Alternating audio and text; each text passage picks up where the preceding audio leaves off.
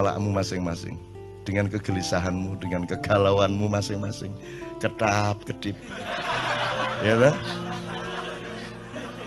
Ngiler melongo, ya toh. Gelisah, waduh iki kok ya apa, ini gimana, ini belum saya bayar, waduh nanti di kerjaan begini, kan gitu. Anda kembali ke masalah masing-masing. Aku bertanya, siapa yang memperhatikan bahwa engkau sedang galau? Apakah Indonesia tahu Anda galau? Apakah negara ini tahu engkau galau? Apakah pemerintah concern terhadap galaumu? Apakah ada ulama-ulama yang ada di dalam file dan kenangan hatinya bahwa umatnya galau? Kamu akan sendirian nanti di rumah masing-masing. Maka kamu harus punya sahabat sejati dalam hidupmu, sehingga dimanapun engkau berada dalam keadaan apapun saja, engkau memiliki teman. Dan siapakah temanmu yang sejati itu? Maka hadiah handphone. Iya, enggak apa-apa. Bagus juga. Konek kalau handphone juga terus terpaksa digadekno, ya kan? Tak kasih saran mudo kon ndek kamar iki. Mudo kok delok-delok dhewe raimu. Kok selentik sabar le. Terus ngilu kok jundu dhewe ala dapurmu gitu ya. Gitu. Oke, saya ingin mengatakan begini. Tolong kembali ke hidupmu yang sejati. Kemanapun engkau pergi, kamu harus selalu memiliki kesadaran untuk berpijak kepada yang sejati. Yang sejati itu gampang. Saya kasih 3 idiom. 1 cangkul, 2 pedang, 3 keris. Jangan dilihat kerisnya sebagai benda, jangan dilihat pedangnya sebagai benda, jangan dilihat cangkulnya sebagai benda, tapi sebagai pemahaman dan kesadaran. Kalau cangkul itu fungsi apa, Dik? Ya masuk pacul kayak motong rambut kan itu ya. Maksud saya dia berfungsi apa? Berfungsi ekonomi. Makanya menteri pun kalau pergi ke kantor dia bilang sama tenan, sebentar aku mau nyangkul, kan gitu. Jadi cangkul sebagai pemahaman mengenai fungsi ekonomi. 1 ekonomi. Dan ini kan yang terutama di Indonesia kan. Kenapa orang Indonesia tidak ada yang hebat beneran kecuali yang jenius dari Allah langsung? Karena orang Indonesia itu bisa apa saja, ya, bisa apa saja, tapi cita-citanya salah.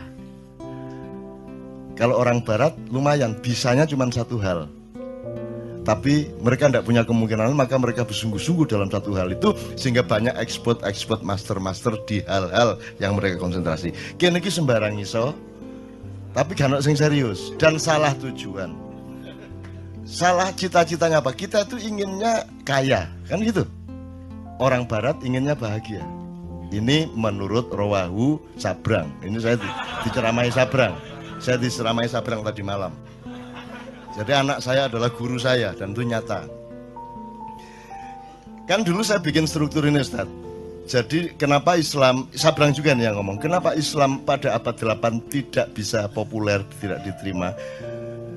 Karena yang membawa adalah pedagang. Nah, pedagang itu kastanya paling rendah, gitu kan. Tapi ketika Islam yang membawa adalah para syekh, para ulama, para maulana, Maulana Magdum Ibrahim dan seterusnya sampai Sunan Giri, sampai Sunan Kalijogo, semua orang pada masuk Islam karena mereka percaya kepada begawan, mereka percaya kepada panembahan, mereka percaya kepada keris dalam tanda petik ya, nanti tolong diingetin untuk kembali ke keris. Mereka percaya kepada orang mulia, orang yang menjadi pusaka bagi orang banyak, gitu kan. Kemudian sekarang kita terbalik 180 derajat. Yang paling kita utamakan adalah kaya, di bawahnya berkuasa, berkuasa pun untuk kaya.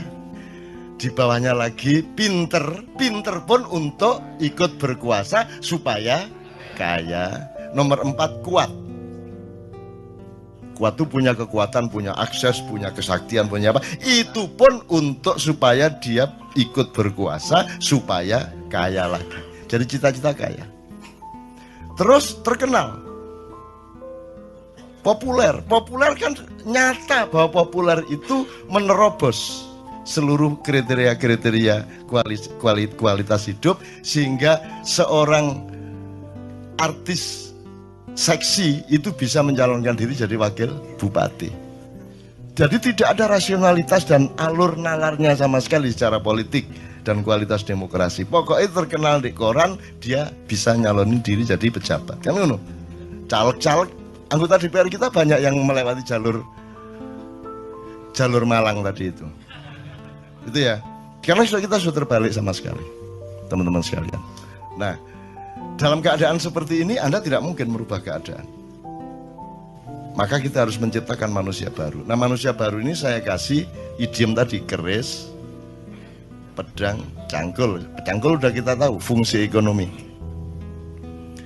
Kalau pedang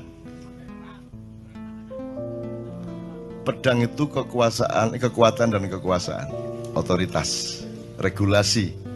Ya, kalau tidak pegang pedang, Anda tidak bisa membuat undang-undang dan aturan. Yang boleh bikin undang-undang adalah orang yang sudah dapat pedang dari pilkada atau dari pilpres atau dari pileg, kan gitu kan? Jadi pedang itu fungsi kekuasaan dan otoritas politik. Kalau keris, kewibawaan, kepribadian, kasepuan, pusaka. Sekarang aku tanya kepadamu, kamu kuliah? Sudah selesai? Sudah selesai? Oke. Kamu kuliah itu untuk cangkul, apa untuk pedang, apa untuk keris? Dah, isi kita ini, bukan mulai. Ayo pertanyakan kembali dirimu masing-masing. Kamu mengerjakan semua itu untuk cangkul. Kalau yang di seluruh Indonesia tadi kan semua untuk cangkul. Kamu sekarang bertanya kepada dirimu masing-masing. Kamu itu kuliah jadi dokter apa segala macam, kerja macam-macam itu untuk cangkul, apa untuk pedang, apa untuk keris? Ketiga-tiganya iya, tetapi harus ada aksentuasi. Nah, monggo, ini pilihan masing-masing. Saya tidak menganjurkan apa-apa, cuman tolong diketahui. Apakah orang yang punya cangkul lihat ke desa-desa pasti punya pedang? Belum tentu punya pedang. Tapi Anda lihat semua orang yang punya pedang pasti punya cangkul. Benar nggak? Jadi kalau kamu semua mengerjakan semua itu untuk cangkul, goblok kamu. Mestinya kamu cari untuk pedang. Karena dengan pedang kamu pasti dapat pedang dan cangkul pasti kena. Gitu loh. Kalau orang punya pedang, punya cangkul, belum tentu punya keris. Tapi kalau orang sudah punya keris, dia pasti punya pedang, dia pasti punya cangkul. Jadi sekarang kamu mau apa? Kalau kamu cari keris, cari pusaka hidup, cari kepribadian hidup, cari integritas kata orang sekarang, ya, yang beneran gitu ya, maka otomatis kamu punya pedang, otomatis kamu punya cangkul. Tapi orang se-Indonesia tadi, karena tidak punya keris lagi, ibarat konstitusi itu tidak punya majelis rakyat lagi, yang ada majelis perwakilan rakyat. Ya, kita tidak punya panembahan, tidak punya pusaka, tidak punya. Karena orang sudah tidak mengerti keris. Itu ibarat sholat, cangkulnya sholat itu ya jungkar-jungkir itu. Ya tak? Pedangnya sholat adalah kebenaran syariat dan ucapan-ucapan di dalam sholat. Masuk ngene